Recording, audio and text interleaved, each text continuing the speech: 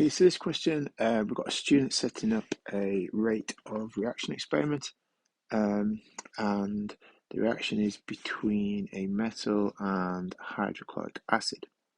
The piece of metal dropped into the hydrochloric acid in the flask, and the total volume of gas produced was measured every minute.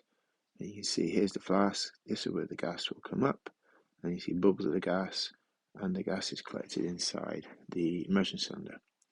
We've then got a graph showing the reaction taking place, and then it says name a piece of apparatus that would be better to measure the volume of gas instead of the immersion cylinder. Okay, so when we looked at this in class, we actually did this method, but we also looked at using a gas syringe.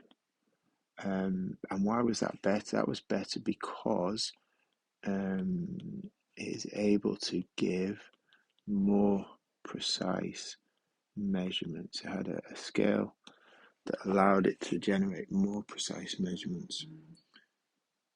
Okay, this next one is quite a bit, little steps in here you need to think about. Calculate the mean rate of production in the first 90 seconds. Now, if you look at the axis up here, this is actually given in minutes. So 90 seconds is 1.5 minutes. Okay, so we need to go back up to our graph. And what I've done, this would be 1 minute, so 1.5 is here. And we do a dotted line up to where this meets the graph of the results, and then we read that across, and I get a reading here of 29. So each one of these little squares is worth 2, so 22, 24, 26, 28, and then it's halfway here, so it's going to be 29. So what I now need to do, calculate the mean rate, and it wants me to do it in centimeters per second. So I can say in here that the rate, so it has produced 29 centimeters of gas in the 90 seconds. And if you plug that into your calculator, I'm just going to open my calculator and do that, I get an answer of 0.32, and that will be centimeters cubed per second. Okay. Carrying on, the experiment was repeated, but with acid of a higher concentration. The rate of reaction was fast explained, while the rate of reaction increases when the concentration. Okay, so when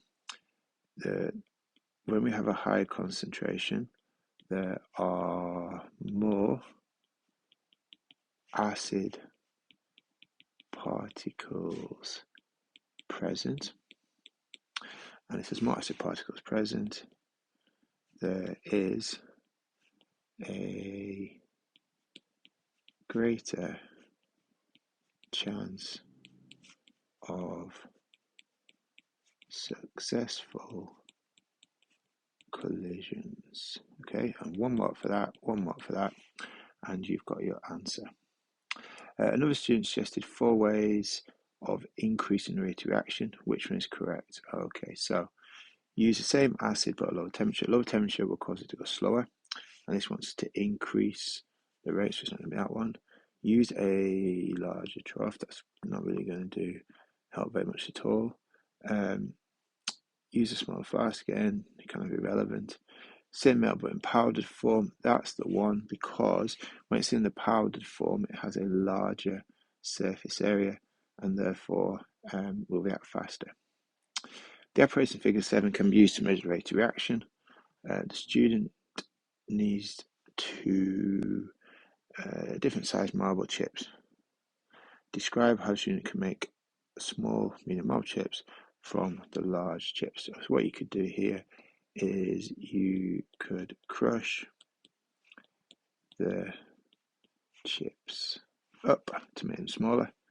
We'll put that on there as well to make sure people understand what we're doing, to make them smaller. And then what you'd have to do is use a sieve to collect chips of the same size. So you'd sieve them all out and then get the ones together that you needed. Okay,